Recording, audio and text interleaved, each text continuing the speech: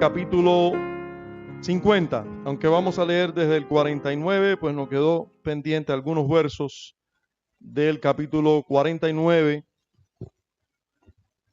Los versos 28 en adelante tratan todo sobre la muerte y sepelio, en este caso de Jacob, y después vamos a ver la muerte de José. O sea, estamos concluyendo este libro que comienza con el comienzo de la vida y termina con muerte. Génesis comienza con el origen de la vida y termina con muerte, pero con muerte con esperanza eterna. Vamos a exponernos, vamos a leer los primeros versos del capítulo 50, pero ya les dije, vamos a exponernos realmente en la predicación a los versos desde el 29 específicamente, 49, 29 hasta el último verso del capítulo 50. Ahora vamos a leer solo algunos versos del capítulo 50. Génesis capítulo 50, dice así las escrituras: entonces se echó José sobre el rostro de su padre y lloró sobre él y lo besó. Y mandó José a sus siervos, los médicos, que embalsamasen a su padre, y los médicos embalsamaron a Israel, y le cumplieron 40 días, porque así cumplían los días de los embalsamados, y lo lloraron los egipcios 70 días. Voy a saltar al verso 15. Viendo los hermanos de José que su padre era muerto, dijeron: quizás nos aborrecerá José y nos dará el pago de todo el mal que le hicimos. Verso 16. Y enviaron a decir a José: tu padre mandó antes de su muerte diciendo: así diréis a José, te ruego que perdones ahora la maldad de tus hermanos y su pecado, porque mal te trataron. Por tanto, ahora te rogamos que perdones la maldad de los siervos del Dios de tu padre. Y José lloró mientras hablaban. Vinieron también sus hermanos y se postraron delante de él y dijeron: henos aquí por siervos tuyos. Y le respondió José: no temáis, ¿acaso estoy yo en lugar de Dios? Vosotros pensasteis mal contra mí, mas Dios lo encaminó a bien, para hacer lo que vemos hoy, para mantener en vida a mucho pueblo. Padre, tu palabra es viva y eficaz y más cortante que toda espada de dos filos, porque la espada de dos filos penetra la carne, pero la espada que es tu palabra penetra el alma y llega hasta lo más profundo de nuestro ser. Concédenos hoy que tu palabra visiblemente, palpablemente en nuestro espíritu podamos ver que atraviesa nuestro ser. Háblanos, Señor. Ministranos. Concédenos, Señor, la visitación de tu espíritu entre nosotros, hablando poderosamente a nuestros corazones.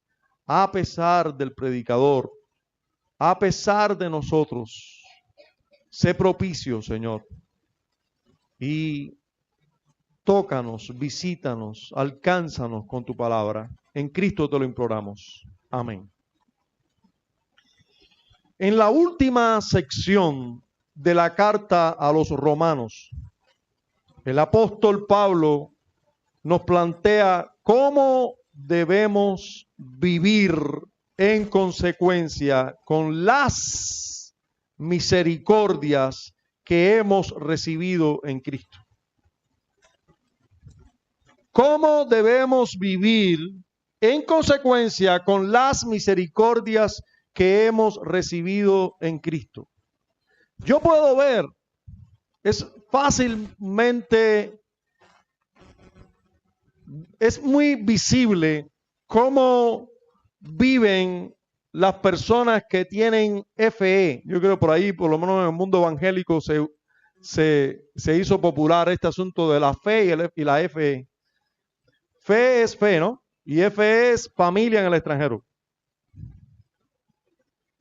Hay personas que dicen que tienen fe en Dios porque Dios lo sostiene. Hay gente que tienen FE, o sea, familia en el extranjero. La familia en el extranjero lo sostiene. La familia, los que tienen FE, familia en el extranjero, viven pendientes de la familia en el extranjero. 5 o 6 llamadas semanales no pueden faltar. Hay que recordarse siempre de la familia en el extranjero. Y por eso hay que llamarlo todos los días. ¿Cómo está? Ya, no importa, una hora de videollamada, no importa, es que me mantiene el celular.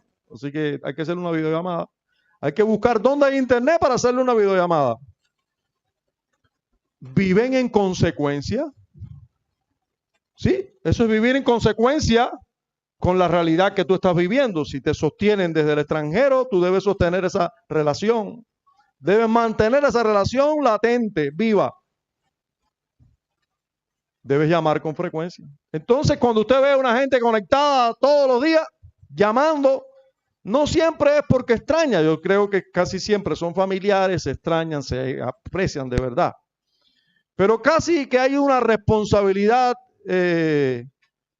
consecuente. Si yo te sostengo, si yo te mando todo lo que tú necesitas, tú debes vivir en consecuencia con eso. Al menos en el horario que yo estoy libre en el extranjero, tú me debes llamar.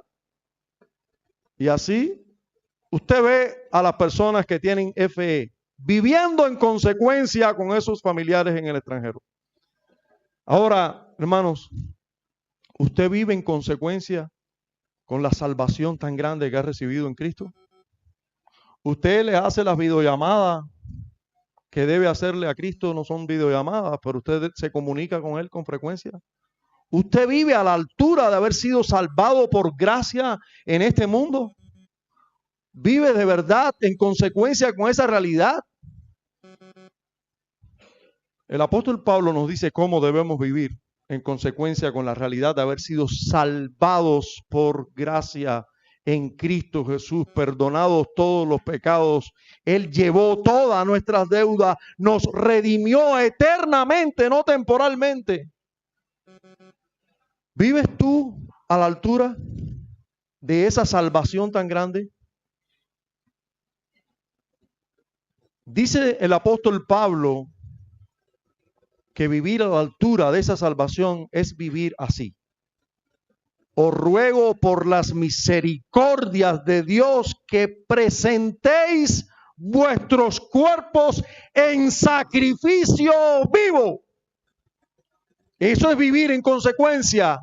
Si se ha tenido tanta misericordia de ti, lo menos que puedes hacer es presentar todo tu ser, tu cuerpo, en un sacrificio vivo, santo, agradable a Dios. Ese es el culto racional que tú puedes tener. Un culto lógico, una adoración lógica para el Dios que te ha salvado es que tu ser esté consagrado por entero a Dios. No como un sacrificio muerto, no un sacrificio vivo. La diferencia entre un sacrificio muerto es que se da una vez y ya. La diferencia del sacrificio vivo es que todos los días está vivo. Todos los días hay que matarlo un poco para que sea sacrificado. Y tiene que seguir viviendo. Hay que matarlo todos los días y constantemente. Eso es un sacrificio vivo. Pero sigue diciendo, no tomen la forma, no tomen el molde, no hagan lo que el mundo hace. No se dejen influenciar por el mundo. No tomen el molde del mundo. No es como el mundo que debes ser. No os conforméis a este siglo. Es lo que dice allí literalmente, ¿verdad? En Reina Valera. Pero lo que está diciendo es que no sean las mujeres del mundo tu molde para tú vivir, mujer cristiana. Que no sea la vida del mundo y lo que hace todo el mundo en el barrio o en tu familia, lo que debe ser para ti un molde. Hombre cristiano, mujer cristiana. No te conformes a este siglo. No tomes el molde y la forma de este siglo. No hagas lo que todo el mundo hace. No pienses como todo el mundo piensa. No quieras lo que todo el mundo quiere. No camines por donde todo el mundo camina en este mundo. No. Más bien transfórmate según tu entendimiento sea transformado por Dios. Tú no debes pensar como el mundo, porque la verdad que tú estás recibiendo no es del mundo, es según Dios, es la verdad. Tu entendimiento debe ser transformado y tu conducta debe ser conforme a tu entendimiento. No os conforméis a este siglo, sino transformaos por medio de la renovación de vuestro entendimiento. Y cuando hagas esto, vas a comprobar cuán agradable y perfecta es su voluntad. Para que comprobéis cuál sea la buena voluntad de Dios, agradable y perfecta. Eso es vivir en consecuencia a la altura, a la gloria de la salvación que hemos vivido, que se nos ha otorgado. Hermanos, Dios es el mismo. Ayer, hoy y por los siglos. Él no ha cambiado. Los tiempos han cambiado. Las culturas han cambiado. El ser humano en cierta manera ha cambiado, pero Dios no ha cambiado nada. En lo más mínimo. Desde la eternidad y hasta la eternidad es el mismo Dios, permanece inmutable, incambiable. Nada de su ser cambia, ni un ápice, ni para bien ni para mal. Él es perfecto, Él es eterno. No puede cambiar, no puede mejorar, no puede involucionar. Él es Dios, Él es el gran yo soy. No el gran yo seré, no el gran yo fui, el gran yo soy. Siempre es el gran yo soy. Dios no cambia. Y si Dios no cambia, la manera en que su pueblo debe conducirse tiene que ver con la manera en que se nos pide hoy en Romanos. Es la misma manera que se le pidió a los romanos, es la misma manera que se esperaba que debía conducirse su pueblo en los tiempos de Jacob y José, en los tiempos de Abraham y de Isaac. Él es el mismo. Siempre el mundo ha sido un enemigo considerable del pueblo de Dios en todos los tiempos. Y siempre la renovación del entendimiento que sufrimos por la palabra de Dios debió ser crucial para conducirse en esta vida. Siempre aquellos que han sido alcanzados por la gracia y la misericordia de Dios debieron vivir a la luz de la promesa de las palabras de Dios. Debieron vivir y morir por Dios. Yo les quiero invitar hoy a ver juntos cómo la última etapa de la vida de Jacob y de José nos marca en el camino de la vida de los santos en este mundo. ¿Cómo viven o deberían vivir los santos en este mundo? Estamos terminando el libro de Génesis y Génesis fue escrito por Moisés a todo el pueblo de Dios saliendo de Egipto después de haber vivido 400 años allí. Ya eran millones de personas, o al menos 2 millones de personas se espera o se piensa que hayan sido aproximadamente. Saliendo de Egipto rumbo a la tierra prometida, ¿cómo debían andar en este mundo? El ejemplo de Jacob y el ejemplo de José era el ideal para ellos. ¿Cómo deben vivir los que han alcanzado misericordia? ¿Cómo deben vivir aquellos que Dios ha llamado en Cristo? Porque todo el pueblo de Israel podía considerarse parte del pacto, dichosos de ser parte de la familia del que venía para hacer bendición a todas las naciones, de aquel que era el que iba a vencer a Satanás, el que iba a herir a Satanás de muerte, aquel en el cual íbamos a ser benditos. ¿Debe ser su vida algo religiosa o deben vivir cada minuto para Dios? ¿Cómo debe ser la vida para Dios? ¿Cómo deben ver la muerte aquellos que han sido llamados por Dios y por lo tanto cómo deben ver la vida? ¿Cuál es el resultado de una vida vivida para Dios? ¿Cuál es el resultado? Dice el apóstol Pablo que iban a comprobar cuál es la voluntad de Dios agradable y perfecta. ¿Cuál es el resultado de una vida que se viva para Dios? Hermanos, yo les quiero predicar esta porción en lo que considero es el tema fundamental de esta porción. Viviendo y muriendo para Dios. Jacob y José son dos hombres que vivieron y murieron para Dios. Toda su vida fue para Dios. Y quiero que usted y yo nos expongamos a esta porción de las Escrituras bajo ese tema central. Vamos a ver primero a Jacob viviendo y muriendo para Dios. Y lo vamos a ver desde el verso 28 en adelante. Les quiero pedir que vaya ahí al verso 28 del capítulo 49. O sea, recuerden, estamos predicando desde 49:28 hasta 50:26, que es el último versículo, ¿verdad? Y en 49:28 dice, todos estos fueron las 12 tribus de Israel y esto fue lo que su padre les dijo al bendecirlos a cada uno por su bendición, los bendijo. ¿Usted recuerda lo último que vimos en el capítulo 49, capítulo pasado? Todo trató de una profecía de Israel a sus hijos. Hermanos, usted está viendo una vida marcada para Dios. Es una vida que hasta el último día cuenta el auxilio del Espíritu Santo.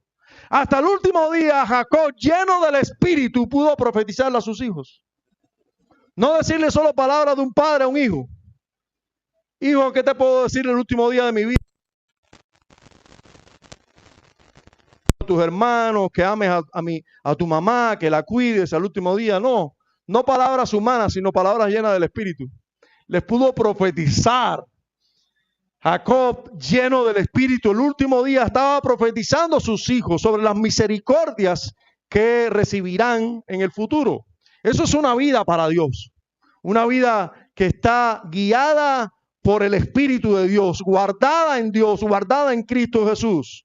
Ahora, Jacob, además de eso, termina su vida mirando a los propósitos gloriosos de Dios en Cristo. ¿Dónde podemos ver eso? En el capítulo, no 49, sino el anterior.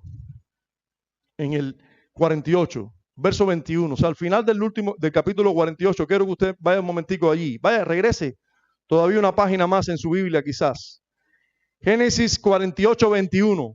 Dice, y dijo Israel a José, he aquí yo muero. Sí, hermano, porque todos estos pasajes están describiendo un solo día. Solo día, el mismo día que vino José con sus hijos. Fue el día que él después llamó a los otros hermanos porque se estaba muriendo. José se estaba muriendo. Y dice ese mismo día, José dijo Jacob dijo, Israel dijo a José, he aquí yo muero. He aquí yo muero. Yo voy a partir, yo me voy. Yo voy a dejar de estar entre ustedes. Eso es lo que le está diciendo. Pero Dios estará con vosotros y os hará volver a la tierra de vuestros padres. ¿Usted se da cuenta la diferencia entre una vida centrada en sí mismo y una vida donde ve a Dios y los propósitos de Dios por encima de todo? Jacob está a punto de morir. En vez de decir, ay, mi hijo, yo me voy a morir. Ay, no te voy a ver más. Ay, ay, ay, ay. No, yo me voy a morir. Yo voy a partir, pero Dios estará con vosotros. Y Dios va a ser fiel a su promesa. Y en el hecho de la muerte está hablando de los propósitos gloriosos de Dios en Cristo. Hermanos, porque el mismo Dios que se aparece a Abraham y le dice, en tu simiente serán benditas todas las naciones de la tierra, le dice también, yo les voy a dar la tierra de Canaán. Esa será vuestra. Allí voy a manifestarme. Hermanos, ese Dios es el Dios de Jacob. Y Jacob, su vida está puesta, su mirada está puesta en ese Dios. hasta el último día de su vida. Está mirando a Dios y sus propósitos. Qué bueno que nosotros, qué bueno que una ama de casa no esté, disculpe, una mujer, una hermana, no esté concentrada en si yo voy a ser una pobre ama de casa. Yo quiero ser más bien una maestra que todo el mundo conozca en el pueblo, o una doctora de renombre. Qué diferente a una mujer que dice, no importa si yo voy a morir, nadie me va a conocer, pero la gloria de Dios va a ser manifestada en las cosas que yo haga para su nombre y gloria. No me interesa ser popular. Yo voy a morir, dice Jacob, pero Dios estará con vosotros y Él los llevará a la tierra que Él ha prometido. Él será fiel y Él los guiará. Hermanos, una vida que se vive para Dios se deja de mirar a sí mismo y mira los propósitos y la gloria de Dios. Eso es lo que le interesa. Sirve a otros por la gloria de Dios. Habla y piensa más en la gloria de Dios que en sí mismo. Eso hace una persona que vive para Dios. Pero además de esto, Jacob no solo vive para Dios, él muere para Dios, para el cual vivió. Por eso está seguro que la muerte solo será la reunión con los que partieron antes que él en Cristo.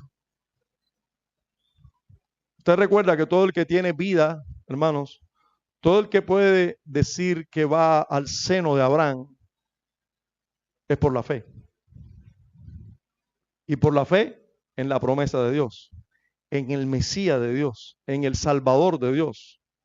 Ya sea por la fe en Génesis 3:15, en aquel que nacería de mujer, que después sabemos que es un cordero, que también es un cordero que quita el pecado y que es sacrificado y que es el cordero que Dios acepta, pero es por fe en Cristo. Es por los beneficios de Cristo que cualquier persona puede ser salva, que cualquier persona no va a ir al infierno. Es por la gracia de Cristo. Ahora, miren cómo en el capítulo 49 ahora, verso 29 y verso 33, ¿cómo ve Jacob la muerte? 49, 29. Dice así la escritura. Les mandó luego y les dijo, yo voy a ser reunido con mi pueblo. ¿Cómo es eso? No, Jacob, tú vas a morir. No. Yo voy a ser reunido con mi pueblo. Yo voy a ser reunido con mi pueblo. Sepultadme con mis padres en la cueva que está en el campo de Efrón el Eteo. Y ahí da órdenes de dónde debía estar su cuerpo. Yo voy a estar reunido con mi pueblo. Sepultadme mi cuerpo allí con mi pueblo. Hermanos, aquí hay dos verdades que no podemos ignorar y que Jacob tenía muy bien claro. No lo tienen claro las personas que viven todos los días en este mundo, pensando en este mundo. Pero las personas que tienen puesto su mirada en el galardón, en las promesas de Dios y en el Dios que es veraz, sí están muy claros de eso. Uno, el día que parte van a estar con el Señor y con todo el pueblo del Señor. Y dos, un día, sus cuerpos van a resucitar y van a estar para siempre con el Señor. El día que mueren, sus almas van a estar con su pueblo. Por lo tanto, el cuerpo donde debe estar es lo más cerca de su pueblo también. Sí, porque no solo creen que ese mismo día sus almas van a estar con Dios y con el pueblo de Dios, también creen que sus cuerpos un día van a resucitar para estar para siempre con Dios. Por eso tienen mandamiento para su cuerpo. Hoy hay muchas personas que dan órdenes. No, con mi cuerpo hace esto y hace aquello, como si ellos fueran dueños de su cuerpo. Hermanos, nuestro cuerpo es del Señor. Y el día de la resurrección de los muertos, va a haber resurrección para vida y resurrección para condenación. y hagas lo que tú hagas con tu cuerpo, ese día va a haber resurrección para vida y resurrección para condenación. No te creas que te vas a escapar, porque no, incinera mi cuerpo y tíralo en un puente, como si te fueras a librar de eso. Lo más que puedes hacer es ser reverente y decir, miren, entiérreme y que Dios haga conmigo lo que bien le parezca. Lo que pudieras hacer, lo que menos pudieras hacer. Pero este hombre tenía una promesa, y era que había una tierra que iba a ser la tierra que Dios prometió a su pueblo, y esa era la tierra donde debía estar.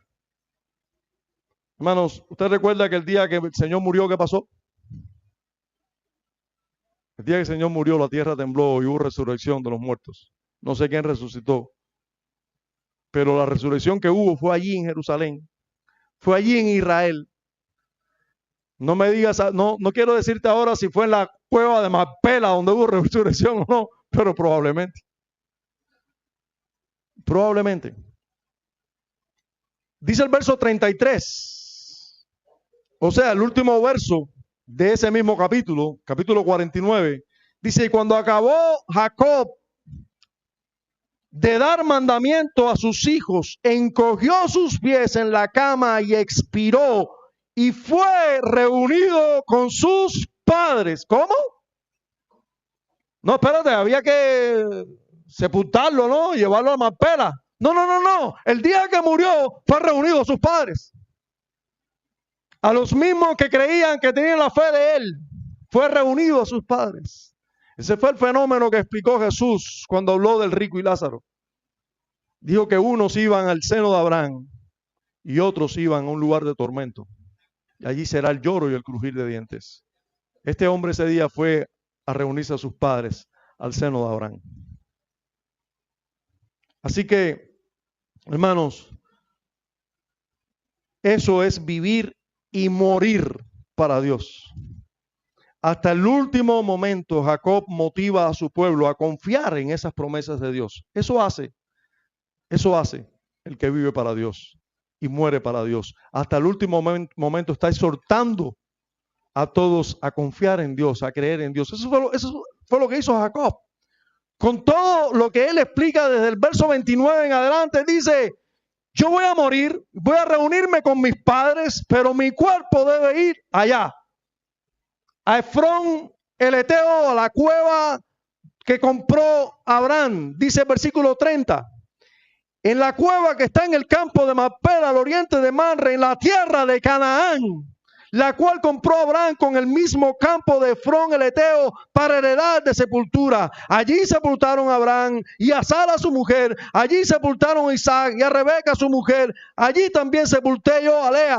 La compra del campo de la cueva que está en él fue de los hijos de Ed. Usted está viendo todos los datos que está dando de la cueva donde tenía que ser sepultado. Y usted dirá, bueno, ¿y para qué tanto lío con un cuerpo muerto? ¿Verdad? ¿No decimos nosotros? ¿Para qué tanto rollo con el cuerpo de tener que dar tantas orientaciones? Yo creo que me sepulten allí. Bueno, en primer lugar, porque Dios había prometido que esa era la tierra que Él les iba a dar. En segundo lugar, porque eso era muy importante que lo escucharan, que lo leyeran los que iban camino a la tierra de Canaán. ¿Usted está viendo? Era muy importante. ¿Para quién se escribió Génesis? ¿A quién se escribió Génesis? ¿A nosotros? No. Se escribió a Israel cuando iba camino a la tierra de Canaán. Para nosotros también sí. Sí, porque Dios sabía que esto iba a ser para nosotros también, pero se escribió a ellos. Y a ellos se les estaba diciendo con esto algo muy importante. A la tierra donde nosotros vamos, allí está enterrado Abraham, está enterrado Isaac, está enterrado Jacob, está enterrado Lea, pero además Rebeca, gracias, pero además Jacob pidió ser enterrado allí y vamos a ver que allí lo enterraron también. Así que además esa tierra la compró Abraham como propiedad para sepultura. Es una tierra que es ¿de quién? nuestra, esa tierra, eso es una primicia que ya Dios adquirió para nosotros y nosotros debemos ir a conquistar el resto. ¿Qué está haciendo Jacob hasta el último momento? Exhortando a su pueblo a seguir fiel a la promesa de Dios, a la conquista de esa promesa de Dios, a ser fiel, a escuchar y creer en Dios que les iba a dar esa tierra y seguir adelante hacia esa tierra. Es importante también que nosotros entendamos en tercer lugar esta verdad, porque, hermanos, Jacob no solo creía en la inmortalidad del alma, sino también en la resurrección de los cuerpos. Y en cuarto lugar, es importante que veamos todo este detalle, porque nosotros también tenemos que saber que se nos está motivando aquí a no ser tan fijo con el mundo donde estamos, en Egipto, y mirar a la tierra prometida, a lo que se nos ha prometido, y a nosotros se nos ha prometido algo mejor que Canaán, cielos nuevos y tierra nueva, donde mora la justicia, donde están nuestra gente, los que ya partieron con el Señor. Allí vamos a estar nosotros, donde está nuestro Señor en primer lugar. Allí debemos movernos, hacia allí debemos ir. Nada en este mundo vale la pena cuando lo comparas con estar con Cristo por siempre. Nada en este mundo vale la pena. Miren cómo Jacob, la manera en que muere quien vive y muere para él. El verso 33 dice que él dice, y cuando acabó Jacob de dar mandamiento a sus hijos, encogió sus pies en la cama y expiró. ¿Qué ustedes creen de esa muerte? ¿Ustedes se imaginan así más o menos va a morir Sila, yo creo? Quiere el Señor, ¿verdad? ¿Usted se imagina qué muerte? Profetiza a todos sus hijos, les exhorta a seguir fieles a Dios y seguir camino, da órdenes sobre su cuerpo para que lo lleven al lugar de la resurrección y luego encoge sus piecitos. Se queda dormidito y muere. Mínimo, todos sus descendientes dijeron, qué bendición, qué muerte tan gloriosa. Sabía que se iba a reunir nada más que muriera con sus padres. Da mandamiento de su cuerpo para el día de la resurrección. Y luego encoge los pies, se acurruca así como deben dormir cuando se tiene esa tagia. Y expira. Oye, si quisiera morir cualquiera, ¿eh? Eso es, hermano, se nos está mostrando la bendición.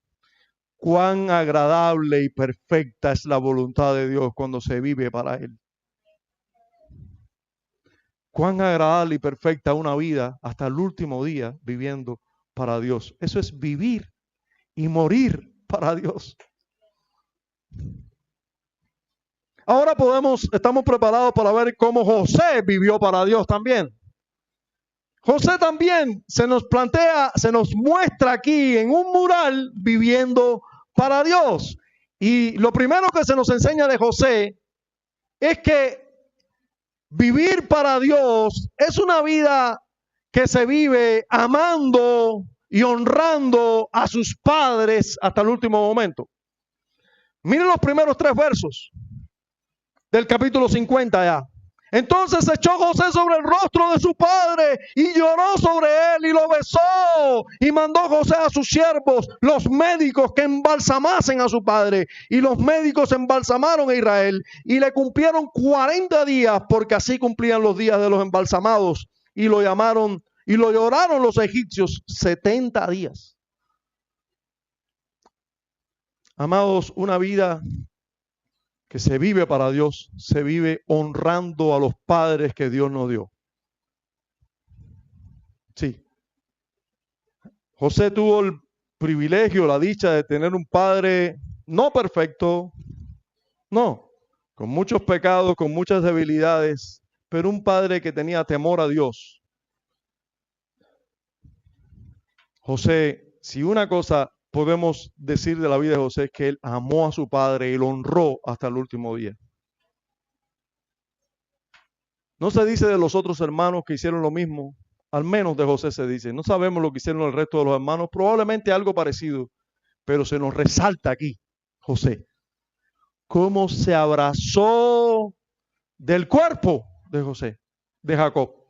Lo besó después de muerto el cuerpo. Lo abrazó, lo besó, lloró. Niños, también los hombres lloran. Si José llora y Jesús lloró, imagínense qué podemos esperar de cualquiera de nosotros. No tengas temor llorar. ¿Oíste, fósforo de la misma caja? No tengas temor llorar. No debemos tener temor de llorar los hombres. Hay cosas lícitas por las que se puede llorar. El hombre debe ser varonil, masculino. Debe enfrentar temores con valor, pero también es lícito llorar. No es sinónimo de fragilidad, es sinónimo de humanidad. Y allí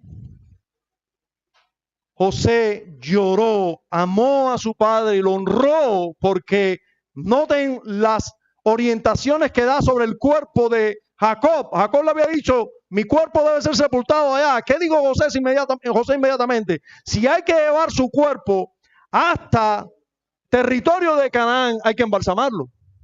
Porque de lo contrario, ese cuerpo no va a resistir, se va a descomponer antes de llegar a la tierra de Canaán. Estamos hablando de territorios distantes, cuando no habían carros, ni, bueno, había coches de tracción animal, o sea, ciertos equipos que se trasladaban con los caballos, etcétera, pero de todas maneras muy lejos, con caminos no asfaltados como los de hoy. Entonces se demoraba más en transitar esos caminos. Así que había que embalsamar el cuerpo de su padre y así conservarlo. Dice que estuvieron 40 días embalsamando a José en todo el proceso de, bueno, pues no tengo mucha información del proceso de embalsamar, pero sí sé por las escrituras que se usaban muchos aceites de plantas que hacían que se conservara el cuerpo por mucho tiempo. En Egipto, donde estaba José, eran maestros de esa arte.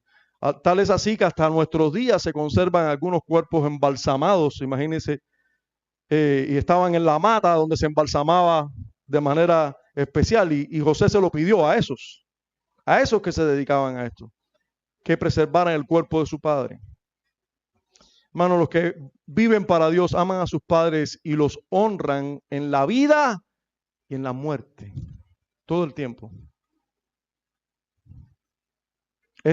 Todo este pasaje del luto que guardaron por Jacob, disculpen, el luto de 70 días y después 7 días más estando ya en tierra de Canaán, nos habla un poquito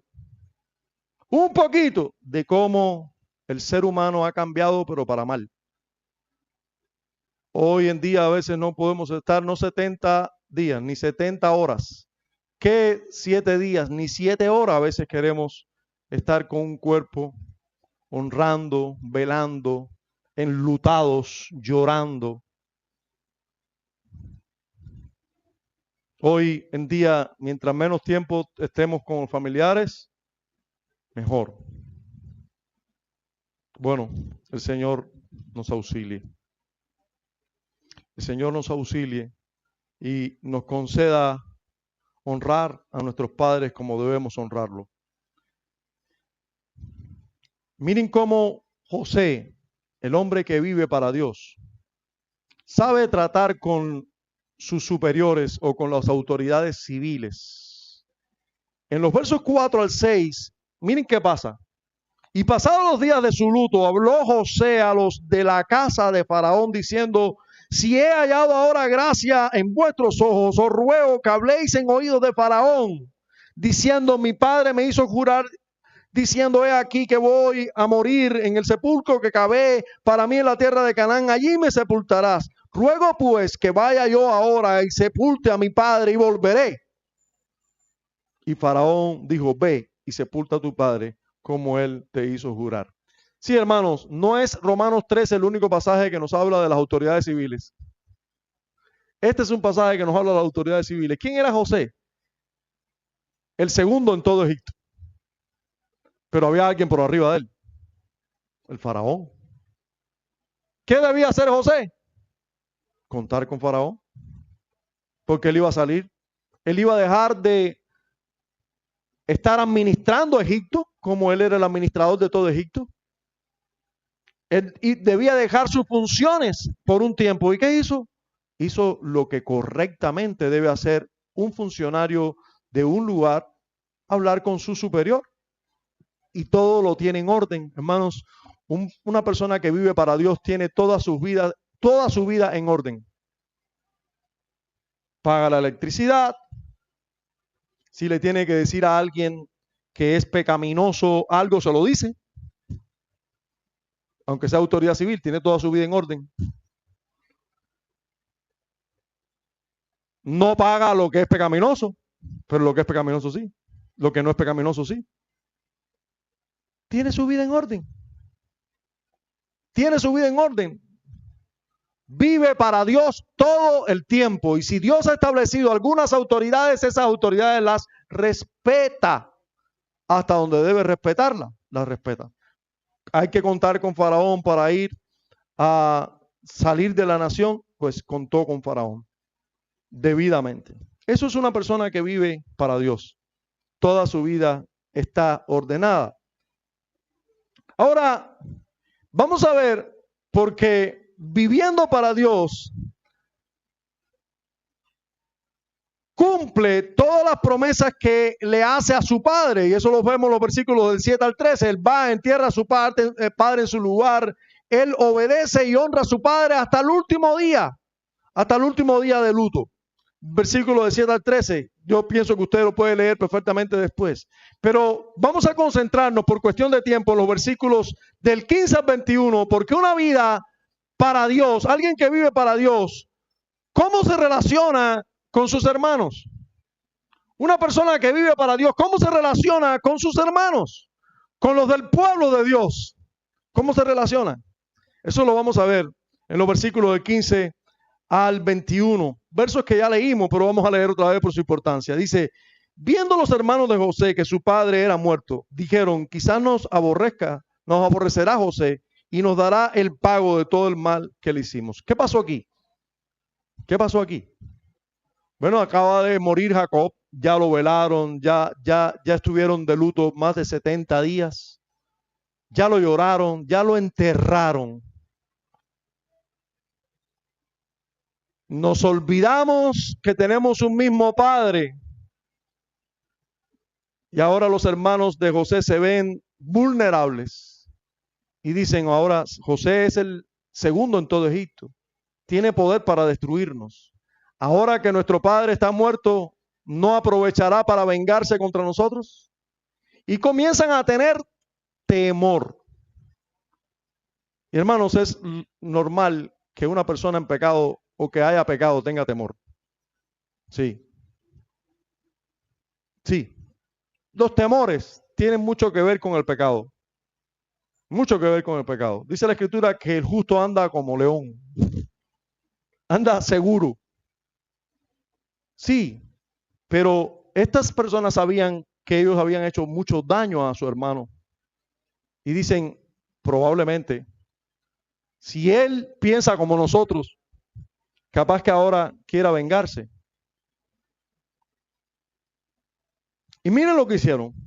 Y enviaron a decir a José, tu padre mandó antes de su muerte diciendo, así diréis a José, te ruego que perdones ahora la maldad de tus hermanos y su pecado porque mal te trataron, por tanto ahora te rogamos. Bueno, hasta trataron.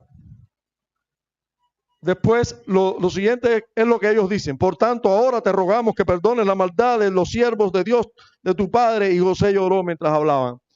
Ellos le mandan a decir que su padre les dijo, les mandó a decir a José que perdonara a sus hermanos, que no le hicieran nada. ¿Es cierto eso? Bueno, al menos no lo sabemos. La Biblia no lo dice. Ellos dicen esto. La Biblia no dice si eso es cierto o no. No nos agrega el detalle mintiendo. Pero está raro que Jacob no se lo haya dicho a José, ¿verdad?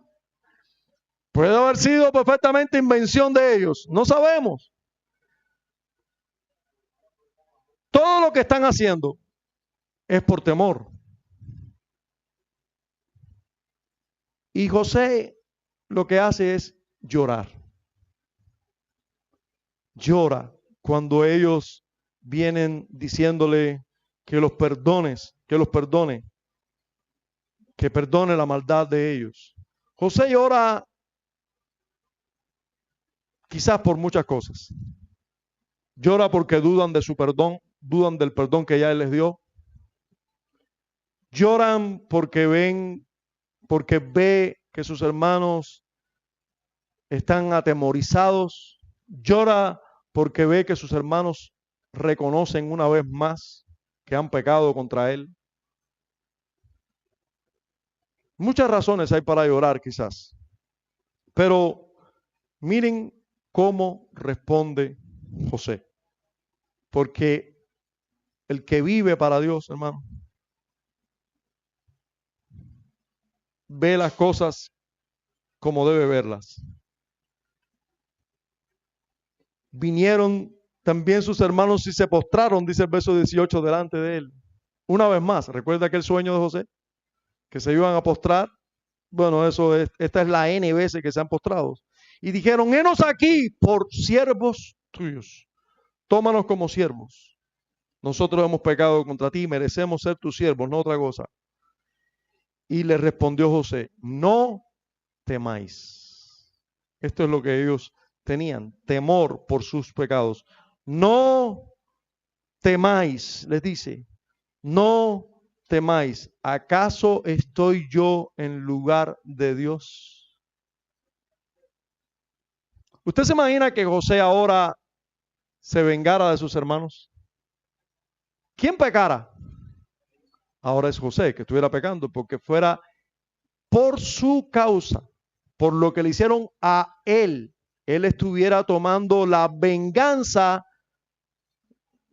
por sus manos, no dando lugar a la justicia de Dios y que Dios sea el que tome cuentas en el asunto. Él dirá, ¿acaso yo soy Dios? No puedo. Yo no haría bien si yo tomara el lugar de Dios y me vengara. Dios es Dios. Y Él es quien va un día a pasarle la cuenta a quien tenga que pasarle la cuenta. Él es el que va a vengarse en caso de que sea necesario. ¿Acaso estoy yo en lugar de Dios? No es mía la venganza. Dios dice, mía es la venganza, yo pagaré. Es Dios el que debe pagar, no soy yo. Hermanos, una persona que vive para Dios sabe que Dios está ahí reinando. Sabe que Dios es rey de reyes. No le preocupa. Puede que por un momento diga, oye, qué cosa, qué injusticia, pero dice, no, pero Dios es rey. Tú puedes estar 24 horas sin corriente y saber que todos los que tú sabes tienen corriente a meter. 24 por 24, 24 por 24, nunca le falta. De hecho, cuando van de visita a un lugar, ahí está la corriente también. ¿Tú sabes eso? Y ellos son los que dicen resistir. Y tú dirás, pero cuánta injusticia. Basta tener un niño chiquito sin corriente o estar dos personas de 70 años sin dormir toda la noche, tener que levantarse, seguir, si pone la corriente 2 horas, levantarse, salir a ponerse a lavar y a cocinar porque son las 2 únicas horas que le van a poner entre todo el día. Y tú dices, pero qué injusticia. Y siguen diciendo, firme y no sé qué cosa. Sí, firme ellos porque tienen electricidad. Toda esa historia, pero tú tienes que decir después, pero Dios está ahí. Él es rey y yo no soy Dios. Él es Dios. Y un día todos nosotros vamos a tener que dar cuenta. Y así puedes escuchar o puedes ver la injusticia de cualquier persona malvada, alguien que haya intencionalmente en contra tuya, personal, o de un hijo tuyo, o de un familiar tuyo. Hermanos, pero ahí está Dios. Nosotros no debemos tomar la venganza por nuestra parte. Cuando tú vives para Dios, tú sabes que Dios es veraz y que Él está ahí para juzgar. Él ve todo. Él conoce todo. No es pensar que las personas son inocentes.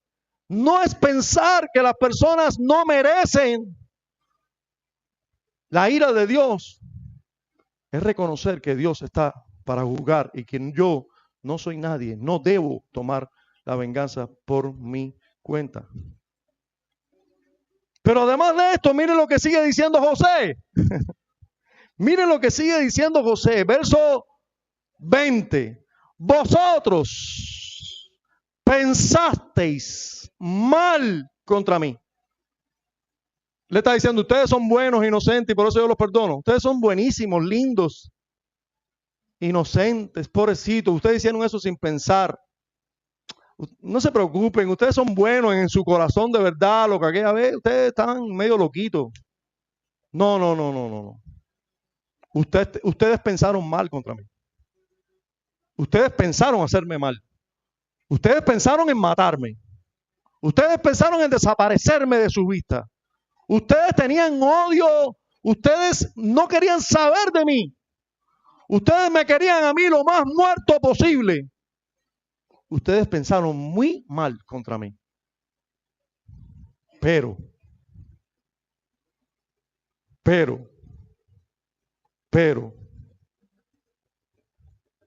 allá arriba hay un Dios. Tú puedes pensar y querer hacer con los hombres lo que ustedes quieran y ustedes ser 12 y yo uno solo, pero siempre Dios es mayoría. Ustedes pensaron mal contra mí, más, que es lo mismo que pero. Puedo quitar el más es y poner un pero, perfectamente, sigue diciendo lo mismo. Mas Dios lo encaminó a bien. Ustedes pensaron hacerme añicos, pero Dios encaminó eso que ustedes trataron de hacer para bien. ¿Y qué bien? Para hacer lo que vemos hoy. Ustedes están vivos, yo estoy vivo, el mundo alrededor nuestro está vivo, todas estas personas están vivas. Gracias a que ustedes me vendieron aquellos amalecitas. Para hacer lo que vemos hoy, para mantener en vida a mucho pueblo. Todo parecido con Cristo es porque tenemos delante la palabra de Dios. Pensaron mal contra Él, lo mataron, lo crucificaron, pero su muerte y crucifixión fue para la vida de todos nosotros, de mucho pueblo. Ahora pues, no tengáis miedo. Miren lo que sigue diciendo. No tendráis miedo, 2 veces. No tengan miedo. Ustedes que han pecado tienen miedo. Qué importante es no. Señor nos libre de tantos pecados. Qué glorioso ir y acostarnos en la cama sin miedo. Saber que la maldad que lo haga otro. Esperar en Dios. No tengáis miedo, yo sustentaré a vosotros y a vuestros hijos. Así los consoló y les habló al corazón. Hermanos, yo les voy a sostener, yo les voy a hacer bien. Una persona que vive para Dios se relaciona perdonando a sus hermanos. Porque saben que sus hermanos son buenos, bonachones y todo. No. Hermanos, porque sabe que Dios es quien gobierna cielo y tierra. Porque sabe que no es Él. No tiene que tomar la venganza por su cuenta. Debe perdonar en Cristo Jesús. Sabe quiénes son. Ustedes pueden pensar mal contra mí, pero Dios lo va a encaminar para bien. Vive consciente de que está aquí para hacerle bien a otros, no mal. Y así a sus hermanos procuró hacerle bien. Yo les voy a mantener con vida, yo los voy a sostener, yo les voy a dar bien. Jesús dijo, no seas vencido con lo malo, sino vence con el bien el mal. No seas vencido de lo malo, Vence con el bien el mal. Hermano, eso es una vida para Dios. ¿Qué resultados tiene vivir para Dios? En la vida de Jacob ya vimos, hasta el último día, la gracia de Dios. Hasta el último día, hasta se engurruñó antes de morir y murió en paz. Los resultados de vivir para Dios en la vida de José. Verso 22-23. Y habitó José en Egipto, él y la casa de su padre, y vivió José 110 años. Y vio José, disculpen, verso 23, y vio José los hijos de Efraín hasta la tercera generación. También los hijos de Maquir, hijo de Manasés, fueron criados sobre las rodillas de José. Hermanos, en otras palabras, José vio a sus nietos, a sus bisnietos, a sus tataranietos. Eso es una bendición. Eso es una bendición. ¿Se da cuenta cómo está señalada la bendición? Para que nosotros anhelemos la bendición. Electricidad, tenemos. Bueno. ¿Sí? Hacemos una pausa ahí. Vamos a hacer una pequeña pausa. A la hora de recoger los guantes casi, pero bueno. ¿Ya hiciste la pausa? Bien. Los resultados de vivir para Dios en la vida de José fue una vida prolongada, una vida que vio a sus nietos, a sus bisnietos, y por cierto, los crió bajo sus rodillas. No sé qué les dice a ustedes eso, pero a mí que soy abuelo, me dice mucho el criar a los hijos y los nietos en sus rodillas, quiere decir que esa es mía también. No es de Giovanni nada más. Los nietos son míos también. José crió a sus nietos y bisnietos y tataranietos. Así que cuando veamos así la vacada con toda la tropa, no veamos nada fuera de lo normal. Eso es lo normal. Es eso. Eso es los resultados de una vida, hermanos. Miren cómo Dios nos exhibe una vida para Dios y sus resultados para darnos celo. Un celo que es para bien. Un celo que es para bien. Ahora, José no solo vivió para Dios hasta el último día, murió para Dios. Y es el mismo caso de Jacob.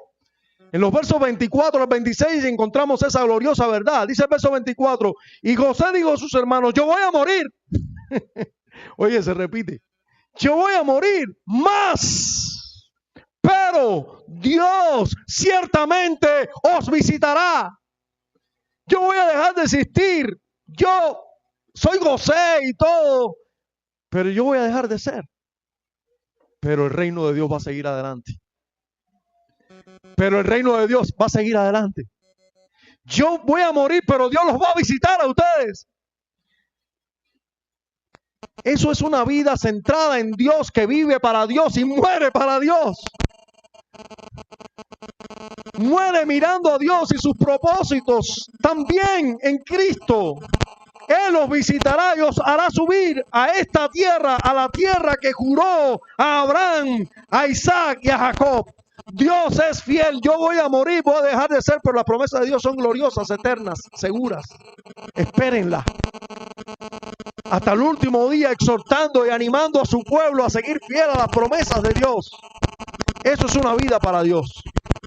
Muere para Dios con la esperanza en la gracia de Dios en Cristo y en la resurrección también. Porque miren lo que dice el verso que le sigue, verso 25. E hizo jurar José a los hijos de Israel, diciendo, Dios ciertamente os visitará y haréis llevar de aquí mis huesos. No me dejen en Egipto, porque hay resurrección de los cuerpos.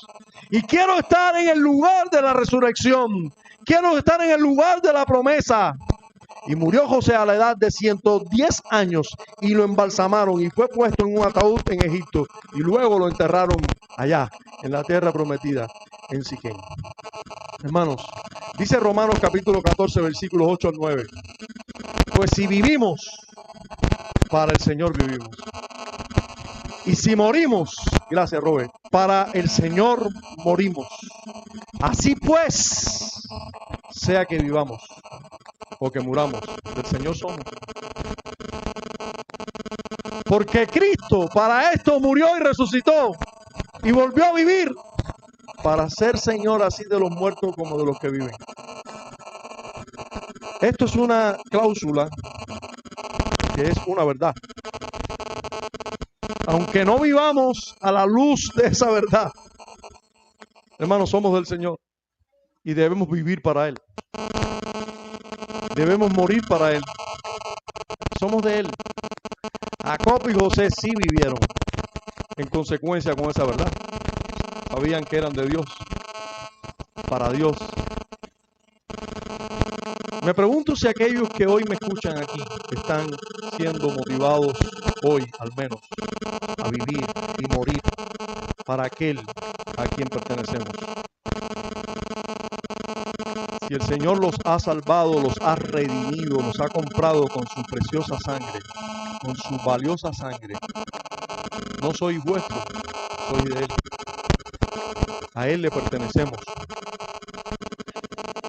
Yo quiero hacerle algunas preguntas hoy, hacernos algunas preguntas para comprobar para quién estamos viviendo. Y déjenme decir, puede ser que alguna que otra persona viva un poco para otros. Hay madres, como por ejemplo, que viven tan pendientes de sus hijos, en su mente están sus hijos, que casi que dejan de preocuparse por ellas para vivir para sus hijos. Pero no se crean que ahí no hay un poco de egoísmo también, porque son capaces de matar a cualquiera por hacerle bien a sus hijos.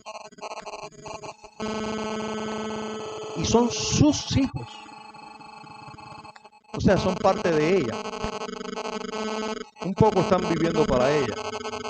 Yo quiero decirles algo, lo más seguro, lo más probable y lo que por lo general ocurre es que si nosotros no vivimos para Dios, vivimos para nosotros mismos. Para nosotros mismos. Puede ser que en ese nosotros mismos esté nosotros y alguien más al lado de nosotros, pero vivimos para nosotros mismos. Vivir para Dios es vivir para Dios y para los demás. Lo contrario de eso es vivir para nosotros. Y vivir para los demás no es vivir para los de al lado de la casa nada más. Es para los de casa y más allá. Hoy le preguntaba al hermano Osniel si le fue difícil pronunciar algún nombre aquí en inglés. Nosotros tenemos unos motivos de oración generales y en esos motivos de oración generales están algunos pastores que son de habla inglesa. Pastores de habla inglesa. Sus nombres son John, Justin, Greg. No son nombres hispanos. Johnson. Son nombres raros para nosotros. Pero es que son nuestros hermanos. Y están orando por nosotros. De verdad. Están haciendo por nosotros. De verdad. Hermanos, un pastor cubano que tiene la posibilidad de tener una visa no solo cubana, sino también española, que tiene la posibilidad, por lo tanto, de salir del país, ya fue impresionado positivamente. Cuando llegó a una iglesia de habla inglesa, él llegó de sorpresa, no sabían que él estaba ahí. No sabían que él estaba ahí.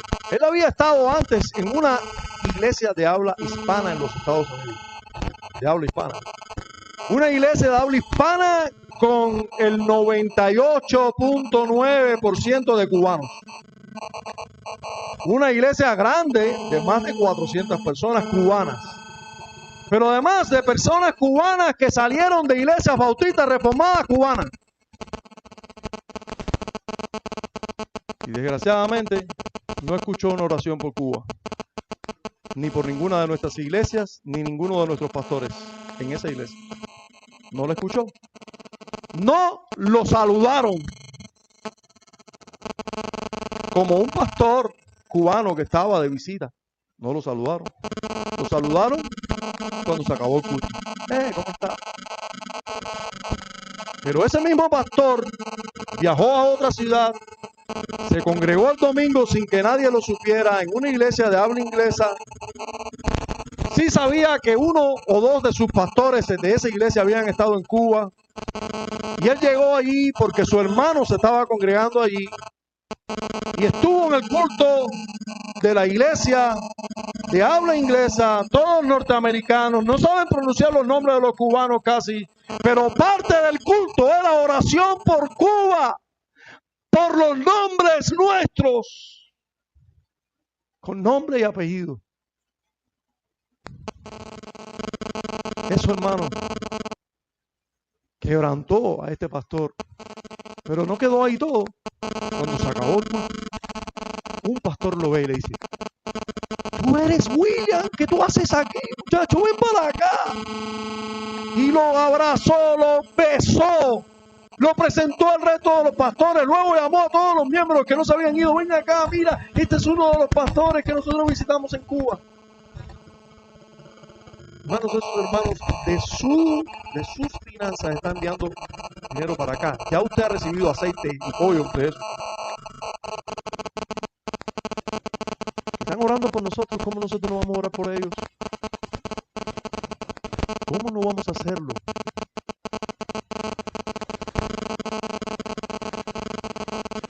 O vives para ti mismo, o vives para Dios y los demás. Y los demás, espero que día a día sean más los que tú tienes en tu corazón para vivir para ellos. Sí, que esos demás no sean solo los de tu casa. Ay, sí, yo siempre oro por mi mamá, por mi hermano y mi hermana. ¿Y tu vecino? ¿Y tus primos? ¿Y tus hermanos de la iglesia que no saben ni sus nombres? ¿Y los hermanos de Manguito y los de Perico? ¿Por qué no los conoces? ¿Por qué no conoces sus nombres? ¿Por qué no los abrazas y los besas cuando los ves en el culto? ¿Qué pasa? Estás viviendo demasiado para ti y no para los demás. Dios nos puso aquí. Dios nos puso aquí para amarlo a Él con todo el corazón y a nuestro prójimo como a nosotros mismos. Yo quiero hacerte algunas preguntas para ver si vives para Dios o vives para ti. ¿Vives tus días a la luz de los propósitos y planes de Dios?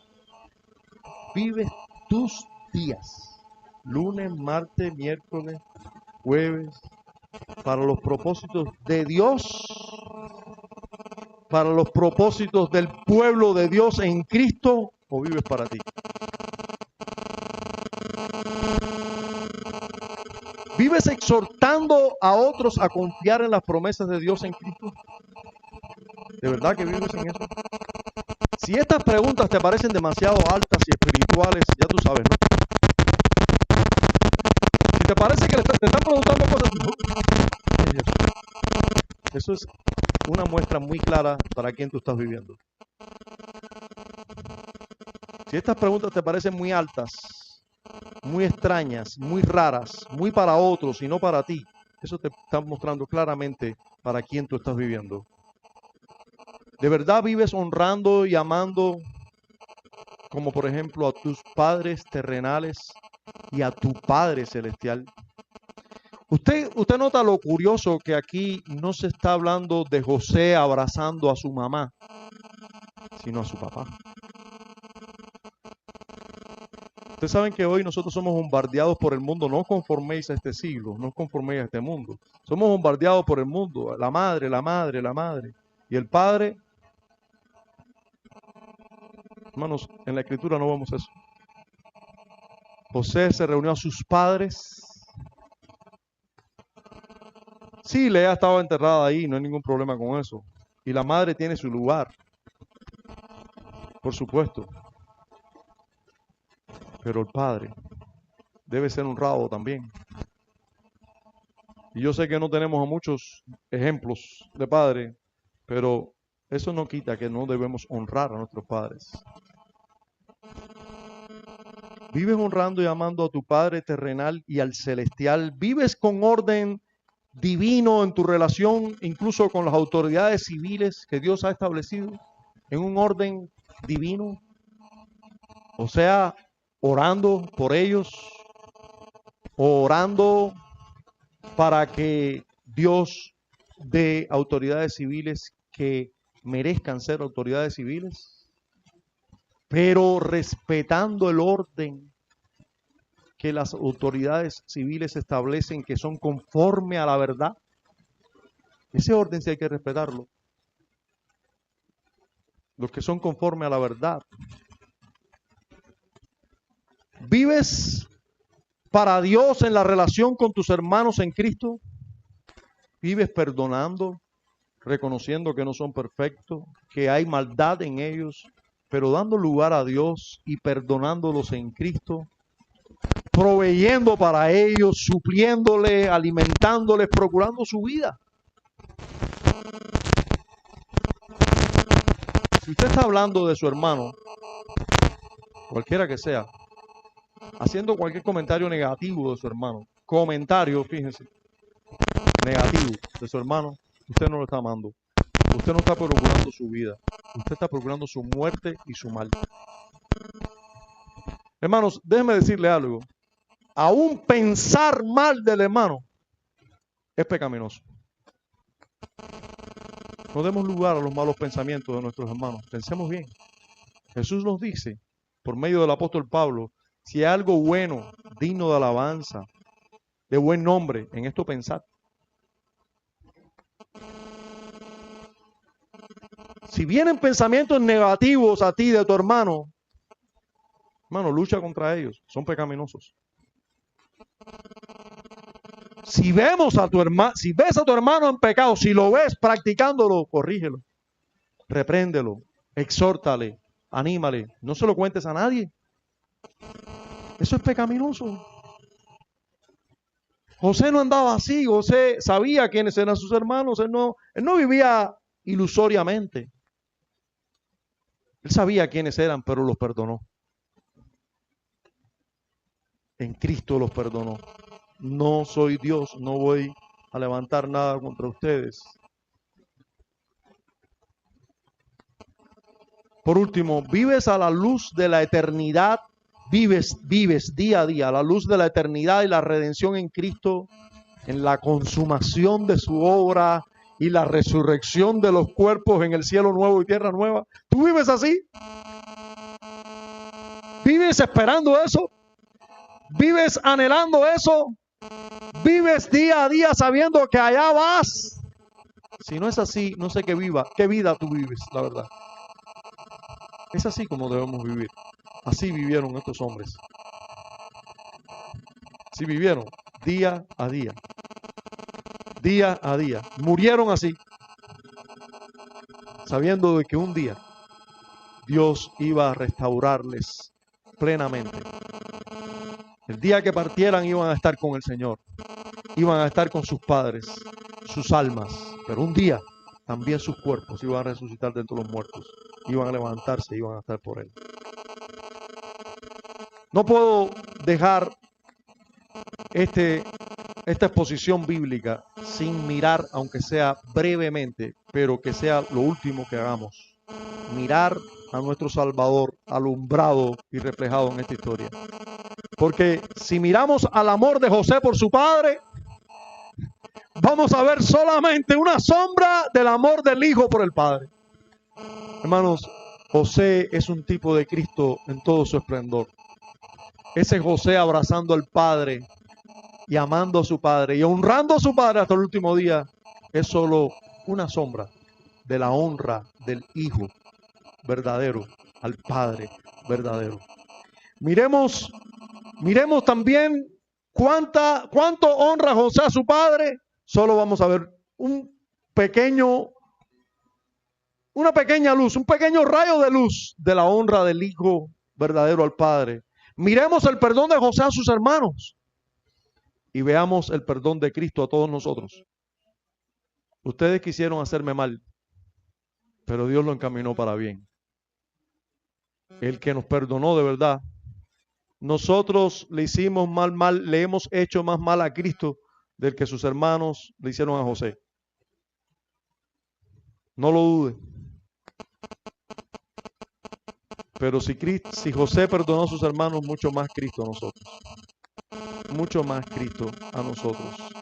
Miremos las intenciones de todos los que crucificaron a Jesús y cómo Dios lo tornó para bien. Ustedes quisieron hacerme mal, pero Dios tornó eso para bien, para vida de mucho pueblo. Para que mucho pueblo permanezca con vida. Todos los que en Cristo murieron y resucitaron tienen vida. Hermanos, no hay otra manera de vivir en este mundo que mirando a Cristo, viviendo para Dios. Yo te invito a cantar junto a mí un himno que nos exhorta a esto, a poner nuestra mirada en Cristo.